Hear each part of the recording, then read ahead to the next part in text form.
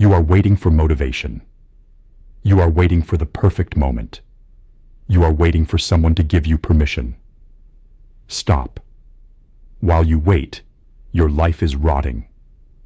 Every second you delay, you are not just wasting time. You are becoming weaker. Your willpower atrophies. Your dreams calcify into regrets. Your potential dies quietly in the corner while you scroll, binge, and make excuses. Discipline is not a gift. It is a war. And right now, you are losing. Marcus Aurelius commanded the greatest empire on earth, yet he woke before dawn to write about his own failures. Epictetus was born a slave with a broken leg, yet he became a philosopher whose words outlived emperors. Seneca had all the wealth Rome could offer, yet he practiced poverty to keep himself sharp. They understood something you have forgotten. Freedom is not the absence of discipline. Freedom is the result of it. You think you are free because you can do whatever you want. You are not free. You are a slave to your phone, a slave to your cravings, a slave to your moods. And slaves do not build empires. They serve them. Before we begin this war, I need to know who is actually ready to fight. If you are finished with excuses, if you are ready to forge an iron will, I want you to comment one word right now. Disciplined. Not inspired, not motivated. Disciplined. And subscribe to the Stoic Forge. This is not entertainment. This is your enlistment. Do it now. Here are the 10 iron laws. Break them, and you will stay weak. Follow them, and you will become unbreakable. Law 1. The dawn victory. The first battle of every day happens in your bed. The alarm sounds, and your mind immediately begins negotiations. Just 5 more minutes. I did not sleep well. I will start tomorrow. That voice is not your friend. It is your enemy. It is the voice of mediocrity whispering that comfort matters more than your dreams. Every morning you hit snooze, you are casting a vote. You are voting for the person you do not want to be. You are electing weakness as your leader. The Stoics knew this. Marcus Aurelius wrote, "At dawn, when you have trouble getting out of bed, tell yourself, I have to go to work as a human being. What do I have to complain of if I am going to do what I was born for, the things I was brought into the world to do? Or is this what I was created for? To huddle under the blankets and stay warm?" The most powerful man in the world asked himself why he should leave his bed, and his answer was simple: because staying comfortable is beneath my purpose. Your new protocol is this: when the alarm sounds, you move. No thinking, no negotiating. 5 seconds. Count backward. 5, 4, 3, 2, 1, go. You become a machine. The Navy SEALs have a saying: if you want to change the world, start by making your bed. Why? Because discipline is a muscle. You exercise it first thing or it dies. That first victory, getting up when every part of you wants to stay down, it cascades through your entire day.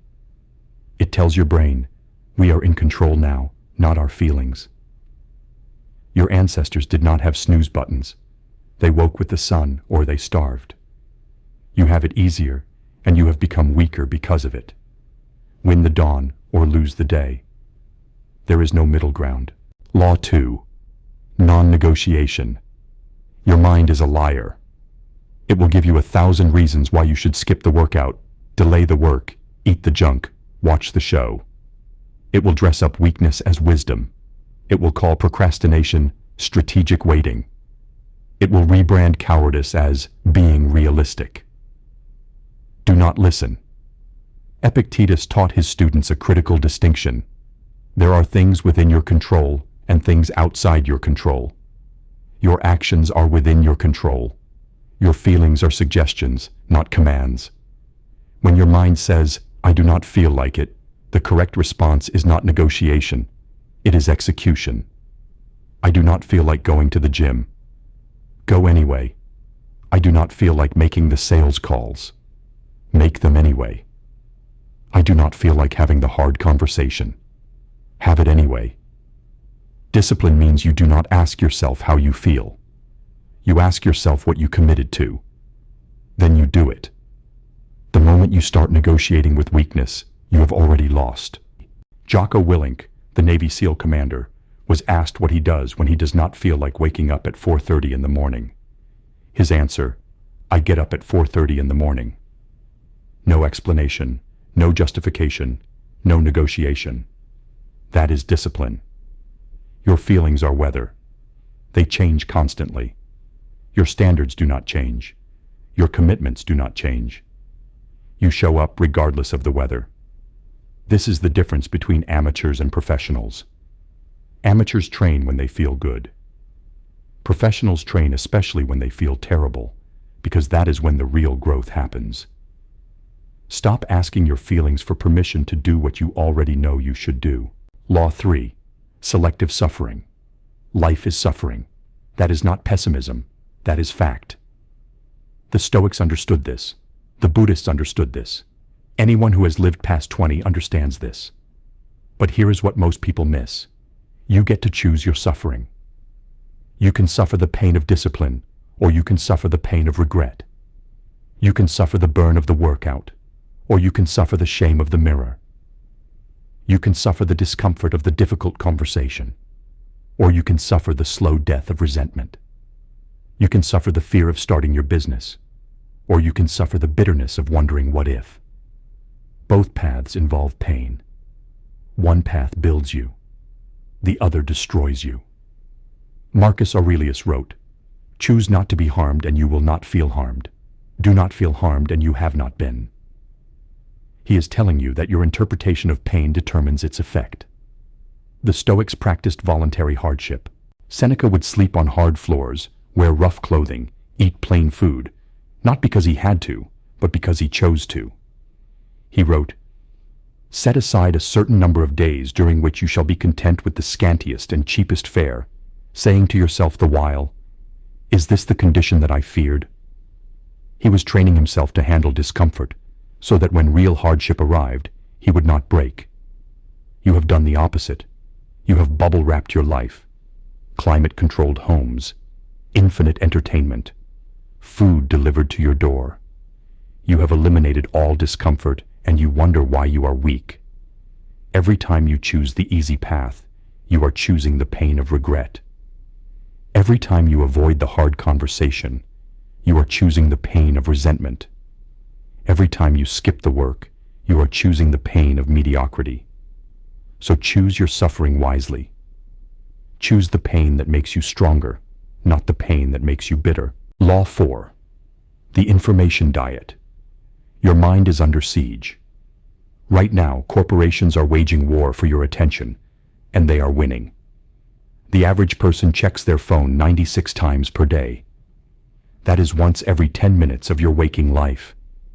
You are not living. You are responding. You are not thinking. You are consuming. And what you consume becomes you. Marcus Aurelius wrote, "Your mind will take the shape of what you frequently hold in thought, for the human spirit is colored by such impressions.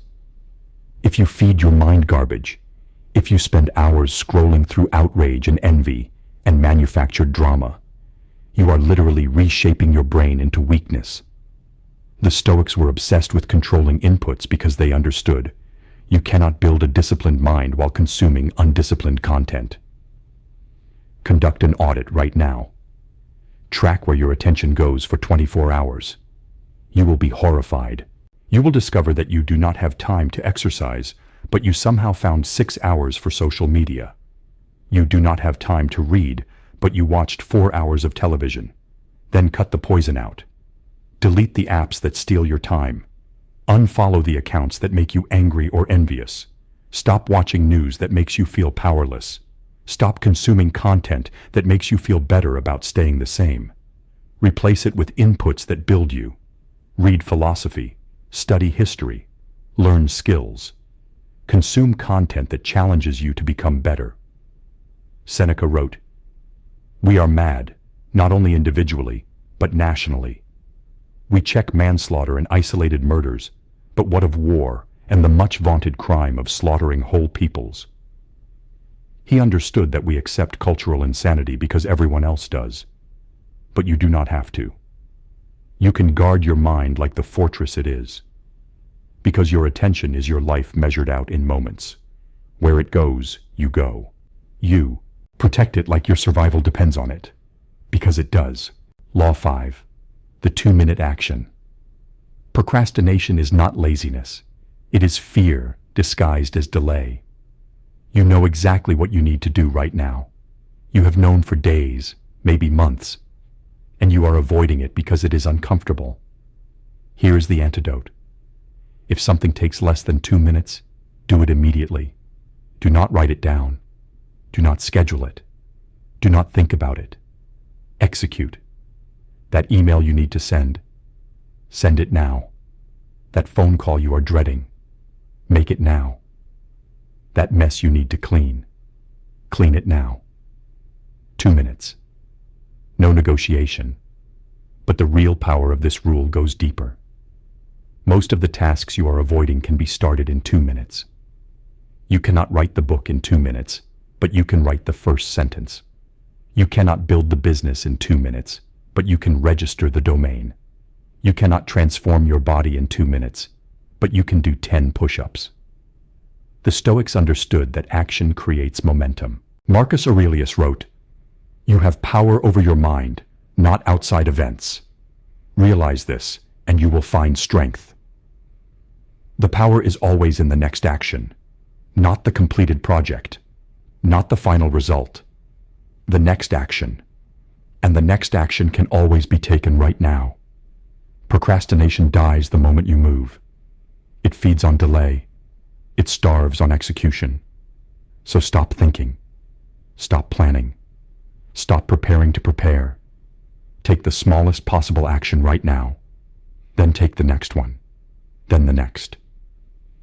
Discipline is not about feeling ready. It is about moving before you are ready. It is about understanding that you will never feel prepared, so you move anyway. 2 minutes. Start the clock. Go. Law 6. Memento Mori urgency. You are going to die. Maybe today, maybe in 50 years. But it is coming, and you cannot stop it. The Stoics lived with this truth at the front of their minds. Marcus Aurelius wore a ring carved with a skull, not to be morbid, but to be focused. He wrote, "You could leave life right now. Let that determine what you do and say and think. Every decision filtered through the lens of death. Every choice measured against the reality of impermanence. This is not depressing. This is liberating. Because when you truly accept that your time is finite, you stop wasting it on things that do not matter. That argument you are having on social media, meaningless. That grudge you are holding, pointless. That fear of looking stupid, irrelevant.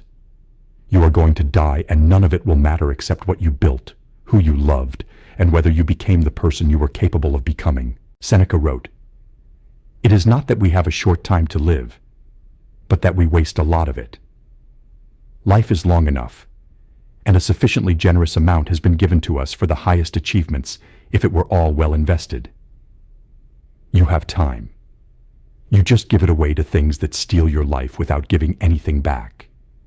8 hours per week on social media. That is 416 hours per year. That is 17 full days of your life every single year scrolling through other people's highlight reels. 3 hours of television per night. That is 1,095 hours annually. That is 45 days of your one precious life watching fictional characters live while you observe."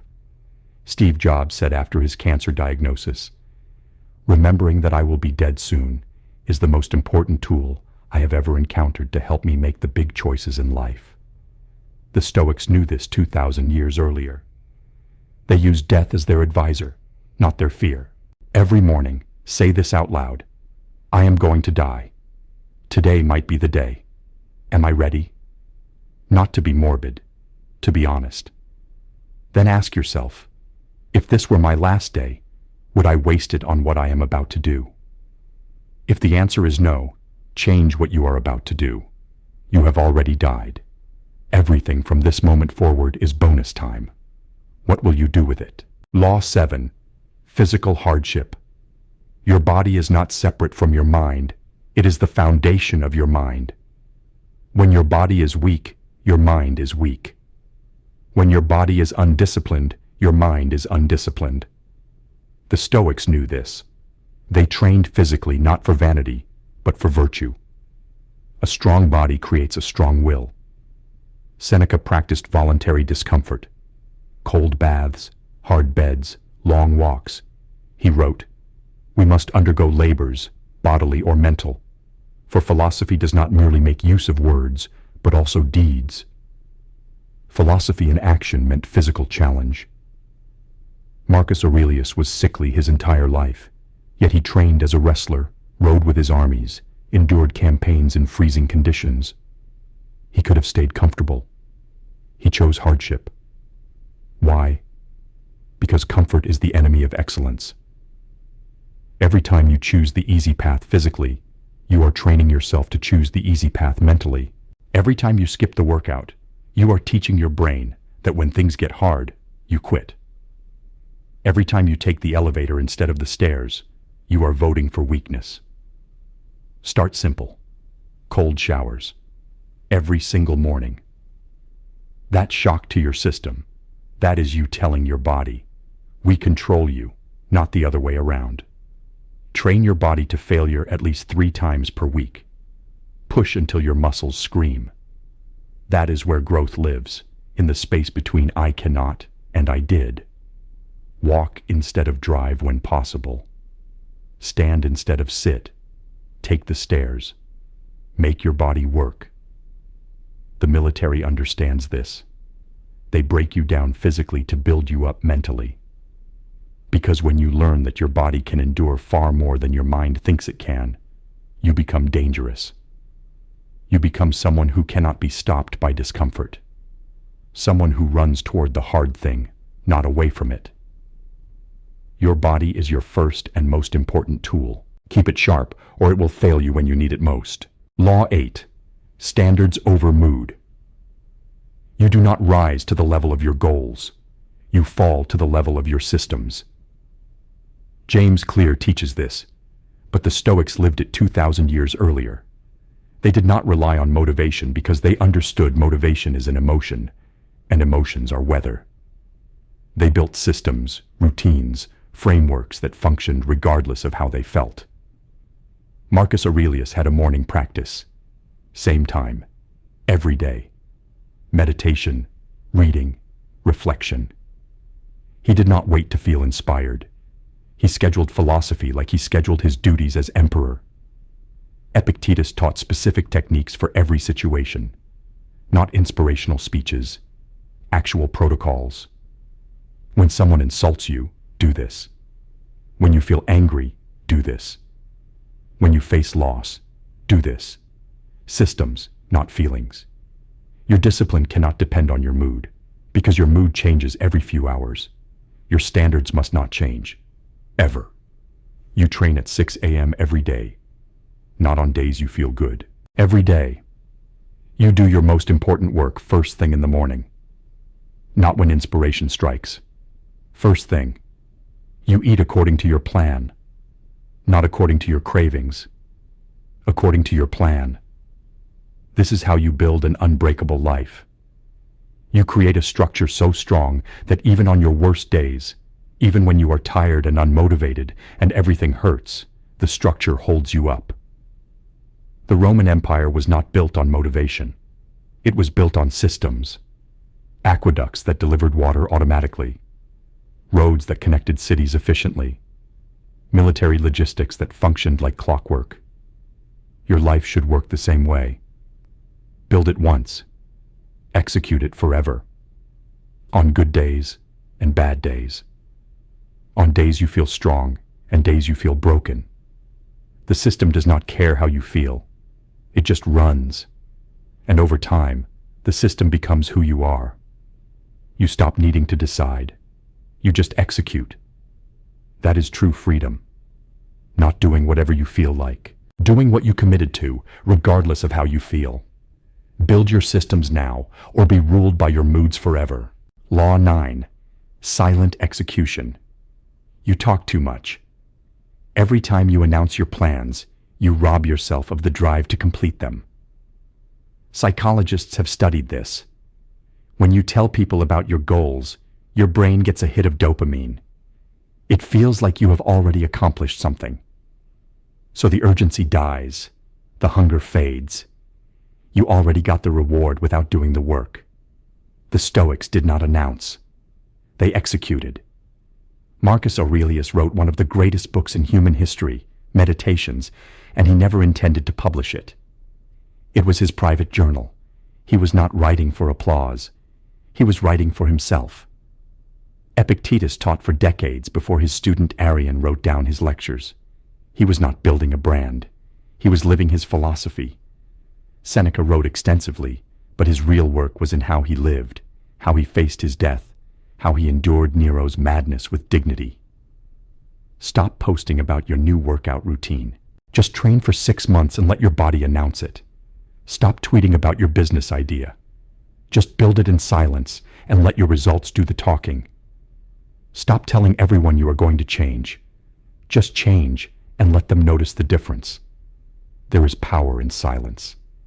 There is strength in private discipline. The world is full of people who talk about what they are going to do. It is nearly empty of people who simply do it without fanfare. When you work in silence, you eliminate distraction. You eliminate the need for external validation. You eliminate the temptation to perform instead of produce. You become accountable only to yourself and to reality. And reality does not care about your announcements. It only cares about your results. So shut up and work. Let your life be your statement. Let your transformation be your proof. The people who need to see it will see it. The rest do not matter. Law 10. The Nightly Audit. Every night before you sleep, the Stoics performed an examination of their day. Seneca wrote, "When the light has been removed and my wife has fallen silent, aware of this habit that is now mine, I examine my entire day and go back over what I have done and said, hiding nothing from myself, passing nothing by." This is not self-flagellation. This is honest assessment. You review 3 questions. What did I do well today? What did I do poorly today?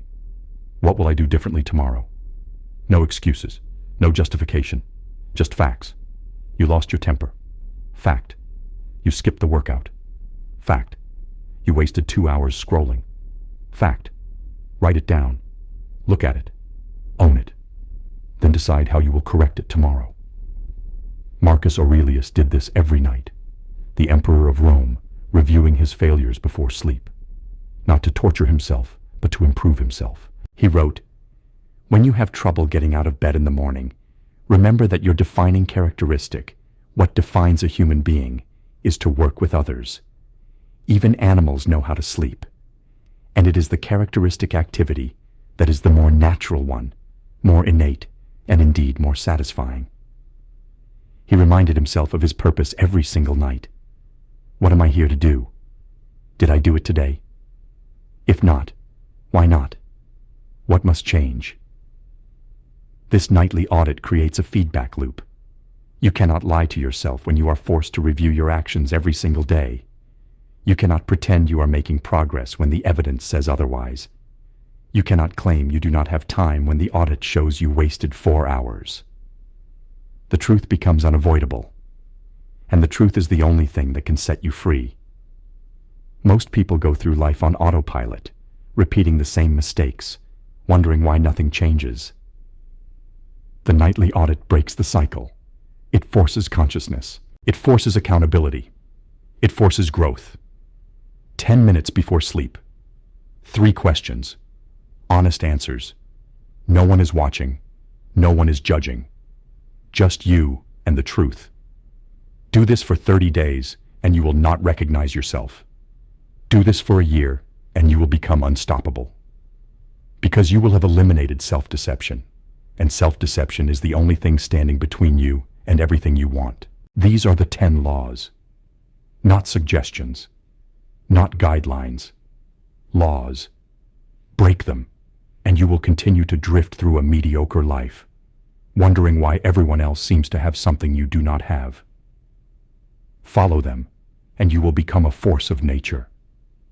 You will become someone who does not need motivation because you have built discipline.